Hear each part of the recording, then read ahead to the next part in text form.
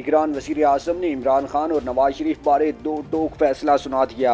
सदर आरिफ अलवी का बड़ा फ्रॉड सामने आ गया। तफसीलात जानने के लिए पूरी वीडियो देखें और चैनल को यूट्यूब पर सब्सक्राइब जबकि फेसबुक पर लाइक फॉलो कर लें।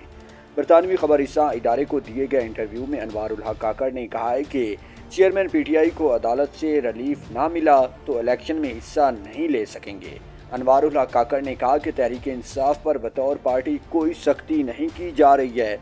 मनफी सरगर्मियों में मुलविस 1500 लोगों के साथ सख्त रवैया रहेगा। निगरान वज़ीर आज़म अनवारुल हक काकड़ ने कहा कि वतन वापसी पर नवाज शरीफ से क्या सलूक होगा, ये सवाल अदलिया के पास है, क्योंकि सजा याफ्ता नून लीगी कायद अदलिया की इजाज़त से बैरून मुल्क गए थे। तहरीक इंसाफ कराची के मरकजी दफ्तर इंसाफ हाउस का मामला दिलचस्प कानूनी मरहले में दाखिल हो गया।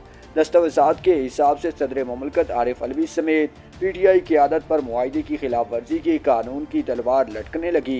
इंसाफ हाउस कराची के मालिक ने 12 साल से किराया ना मिलने पर अदालत से रजू कर लिया। इंसाफ हाउस कराची के दफ्तर का किराए का मुआहदा मालकान से आरिफ अलवी, महरूम नईमुल हक और साबिक गवर्नर इमरान इस्माइल ने किया, जबकि जमानती के तौर पर साबिक रुकने सिंध असम्बली समर अली खान और फरदोस शमीम नकवी ने दस्तखत किए थे। सदर मुमलकत आरिफ अलवी और PTI रहनुमाओं पर सिंध रेंटल आर्डीनेंस 1/1969 की शिक 15 के तहत केस किया गया। अदालत की जानिब से आरिफ अलवी, इमरान इस्माइल और नईमुल हक को नोटिस भी जारी हो चुकी हैं।